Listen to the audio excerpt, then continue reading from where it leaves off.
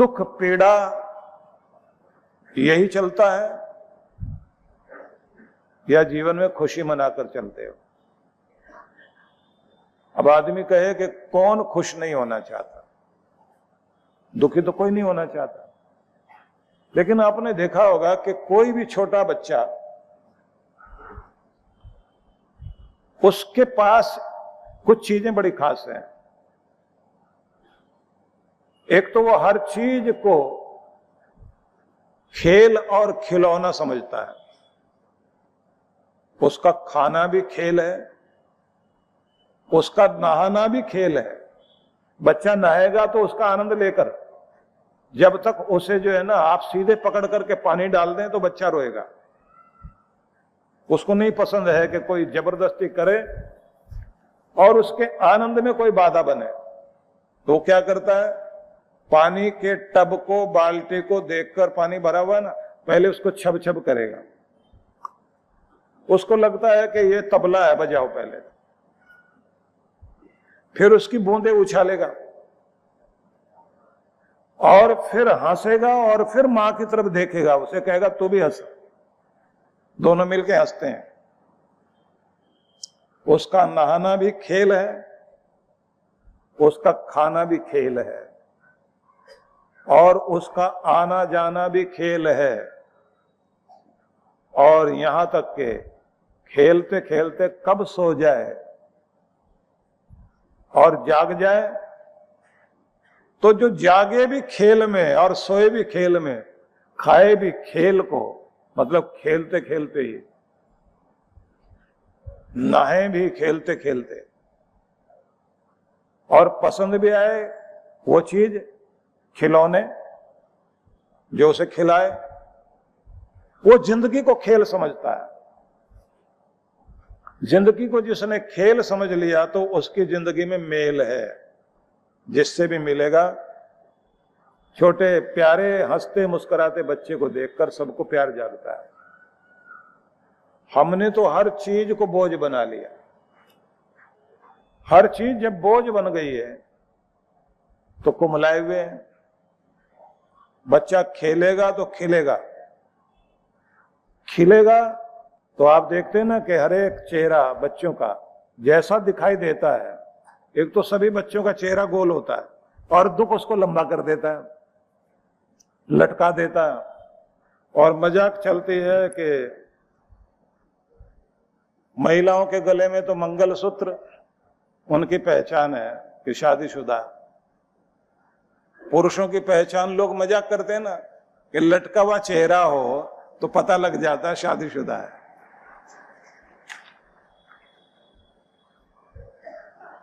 और जिस दिन शादी हुई थी उस दिन कितना ढोल बजा, कितना नाचा। आजकल तो उल्टी बात है। पहले तो ये होता था कि दोस्त दोस्त ही नाचते थे, आजकल तो दूल्हा दुल्हन भी अपनी शादी में खुद ही नाच लेते हैं। और उसके बाद घर में जैसे रहते हैं आपको पता ही है, वो जो मजाक चलती है ना कि पहले साल में ही पति भी चंद्रमुख और पत्नी भी चंद्रमुखी, दूसरे वर्ष में पति भी सूरजमुख और पत्नी भी सूरजमुखी, तीसरे वर्ष में जाते जाते क्या होता है, दोनों पहचान लेते ना एक दूसरे को, एक ज्वालामुख और एक ज्वालामुखी। और उसके बाद का टाइम जो है, तुम मुझसे दुखी और मैं तुझसे दुखी। तो जिंदगी का आनंद चला गया, जीवन की मस्ती चली गई। कारण क्या है कि हम लोग सब भेड़ चाल में जीते हैं। जैसे भीड़ जी रही है, जैसे सब जी रहे हैं, वैसे हम भी जी रहे हैं। होना क्या चाहिए? आपका एक जीवन दर्शन होना चाहिए, आपकी लाइफ की एक फिलॉसफी होनी चाहिए, आपका कुछ लाइफ का प्रिंसिपल होना चाहिए, जीवन के कुछ सिद्धांत होने चाहिए कि जो भी करेंगे आनंद लेते हुए करेंगे।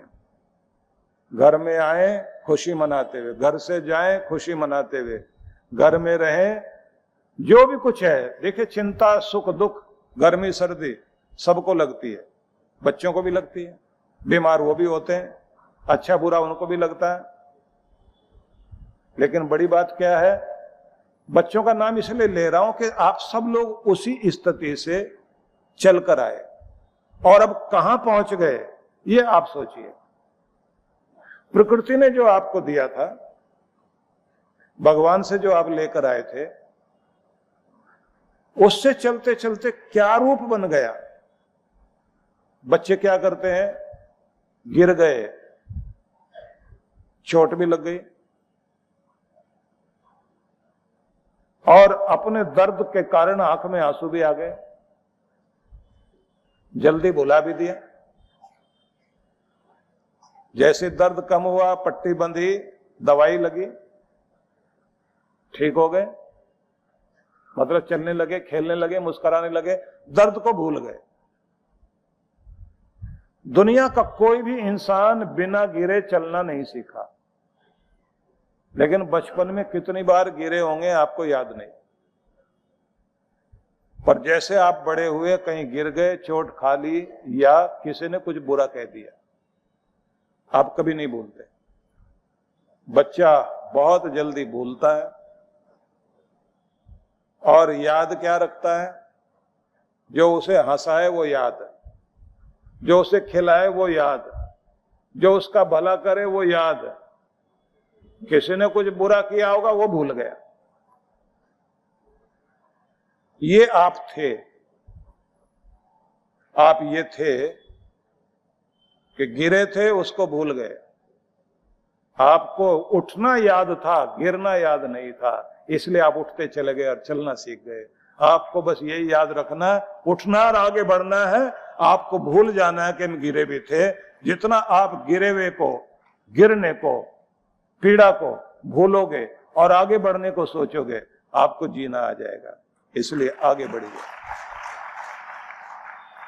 दर्द को, पीड़ाओं को, इसने ऐसा बोला था, उसने वैसे बोला था, सब बोलेंगे, मजाक भी उड़ाएंगे, चोट भी पहुंचाएंगे। भूलिए और आगे बढ़िए।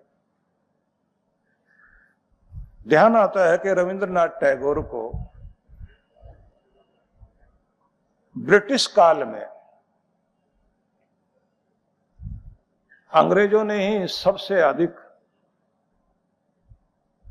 उस व्यक्ति को, क्योंकि वो देश के प्रति भावना उनकी बहुत थी, लेकिन उन्होंने गीतांजलि पुस्तक लिखी, उस पर उनको नोबेल प्राइज मिला। उस समय में इतना बड़ा ये प्राइज मिलना बहुत बड़ी बात थी। तो उनसे पत्रकारों ने ये पूछा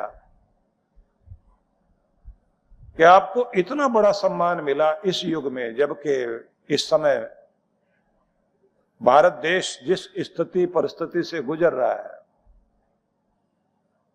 यह सम्मान पूरे विश्व का, वर्ल्ड का सबसे बड़ा सम्मान आपको मिला, क्या महसूस करते हैं? उन्होंने कहा, ठीक है, मुझे एक मान दिया गया। तो सबने कहा कि एक बात पूछना चाहते हैं। आज आपको सब बधाई दे रहे हैं, आपकी इज्जत कर रहे हैं, सारी दुनिया गुणगान गा रही, तो कभी कोई ऐसे लोग भी थे जो आपका अपमान कर रहे थे, आपकी बेइज्जती कर रहे थे, आपको सता रहे थे? उन्होंने कहा, हाँ, ऐसे लोग थे जिन्होंने मुझे घटाने में, पीछे खींचने में पूरी ताकत लगा दी, निंदा चुगली करने में, कमियां निकालने में, पीड़ा पहुंचाने में कोई कमी नहीं छोड़ी। तो इन्होंने कहा, आपने उनको जवाब दिया, उन जैसे बने? बोले, मुझे ये लगा कि ये कीचड़ में खड़े हैं और मुझे भी कीचड़ में खींच लेना चाहते हैं, तो मैंने उनकी तरफ नहीं देखा, आगे बढ़ता चला गया। और आज पीछे मुड़कर देखता हूं, वो लोग आज भी कीचड़ में वहीं के वहीं खड़े हुए हैं और मुझे जहां जाना चाहिए था मैं वहां पहुंच गया। क्योंकि मैंने उनको जवाब नहीं देना था, अपने आप को जवाब देना था कि मैं कहां पहुंचना चाहता हूं। जब मैंने अपने आप को ये कहा कि मैं यहां तुम्हें देखना चाहता हूं, मैं यहां पहुंचना चाहता हूं, तो मैंने वही याद रखा, वो याद नहीं रखा जो मुझे पीछे खींचकर कीचड़ में अपने जैसा बना लेना चाहते थे। मैं उनसे लड़ूं, उनके साथ बुरा भला बोलूं, उनके साथ उलझ जाऊं, उन जैसा अपने आप को बना लूं। मुझे याद रहा कि मुझे यहां जाना है, मुझे यहां पहुंचना है, तो मैं वहां पहुंच गया और वो वहीं खड़े हैं जहां पहले खड़े थे, और उन्हें वहीं खड़े रहना है, क्योंकि वो जब तक अपने अंदर से सुधार नहीं करेंगे तब तक आगे बढ़ ही नहीं सकते। मैंने अपने आप को अंदर से रोक लिया, कंट्रोल किया, क्योंकि वैसी भाषा बोलना तो सबको आता। पूरी दुनिया आपको वहीं रोक देना चाहती है। अगर आपको याद है कि आगे बढ़ना है तो भूल जाइए उनको जो मजाक उड़ा रहे हैं, चोट पहुंचा रहे हैं, निंदा चुगली कर रहे हैं। आपकी जिंदगी का कोई लक्ष्य होना चाहिए कि मैंने आगे जाना है। एक और बहुत प्यारा तिब्बत का, चाइना का एक संत हुआ, च्वांगसू। उससे किसी ने पूछा, आप हर समय आनंद में रहते हो, आनंदित रहने का कारण क्या है? उसने एक शब्द कहा बहुत प्यारा, आप लोग भी याद कर लें उसको। बहुत बड़ी भाषण वाली बात नहीं करी। उसने कहा कि जब भी सुबह जागता हूं तो मैं अपने से पूछता हूं कि आज फिर एक नया दिन है, एक नया अवसर है, तो मैं पूछता हूं क्या इरादा है, दुखी रहने का, परेशान रहने का, या आज खुश रहने का इरादा है? और अगर खुश रहने का इरादा है तो पक्का वायदा कर आज खुश रहेंगे और खुश रहते रहते दिन बिताएंगे। का शीशे में देख लेता हूं अपने आप को, पूछ लेता हूं क्या इरादा है, रोकर दिन बिताने का या खुश होकर दिन बिताने का? तो मैं वायदा कर लेता हूं खुद से और पक्का इरादा कर लेता हूं कि बस आज तो शुरुआत आनंद मनाते हुए करनी है और बस भूल जाना है उस बात को। ये दुख रोने के कारण बहुत सारे हो सकते हैं, लेकिन मैं तो खुद से वायदा कर लेता हूं, निश्चय कर लेता हूं, डिसीजन ले लेता हूं कि भाई सोच लो आज दुखी होने के लिए दिन मिला है या खुश होने के लिए। तो मैं कहता हूं खुश होने के लिए, तो फिर पक्का रहा खुश ही रहेंगे और खुश रहते हैं कि इसलिए खुश हैं। आप भी खुद से रोज वायदा कीजिए कि आज खुश रहने का वायदा कर रहे हो या दुखी रहने का। और जब वायदा कर लोगे तो फिर देखते रहो कौन कौन रुलाने के लिए आ रहा है। ये भी है, ये भी है, वो भी है, वो भी है। उनको सबको देखते ही पहले जोर से हंसना शुरू कर दो। आ गया रुलाने के लिए, आ गया उदास करने के लिए। ये चाहता है कि मैं मुरझा जाऊं, तो किसी की भी मजाल नहीं है कि वो मुरझा सके। मैंने तो खुश रहना, खिले रहना। वायदा करो अपने आप से, खुश रहोगे। कमाल की बात होती है, आप देखेंगे कुछ पौधे होते हैं जो गमलों में लगाए जाते हैं। पानी देते रहो, ध्यान रखो, तब वो खिलेंगे, हरे भरे दिखाई देंगे। उनका ध्यान दूसरों को करना पड़ता है। अगर आप गमले के पौधे हो तो फिर तो आप दूसरों पर डिपेंड करोगे, ये पानी दे, ये खाद डाले, ये मेरा ध्यान रखे, ये मुझे धूप दिखाए तो मैं हरा भरा रहूं। और एक पौधा वो है जो गमले में नहीं है, उगा है पहाड़ की चोटी पर, पानी देने वाला कोई भी नहीं है, अपनी मस्ती से वहां हरा भरा है और दूर से दिखाई देता है कि फूल खिले हुए हैं। आंधियां आती हैं गिराने के लिए, तोड़ने के लिए, गर्मी भी आएगी, जड़ें मजबूत करता है वो अपने, जड़ें मजबूत करके वहां तक पहुंचाता है जहां पानी है। गमले वाले की जड़ें मजबूत नहीं होती। जो दूसरों पर निर्भर होकर जिएगा उसकी जड़ें मजबूत नहीं होगी, जड़ें उसकी मजबूत होगी जो अपने पर निर्भर होकर जिएगा। ये याद रखिए।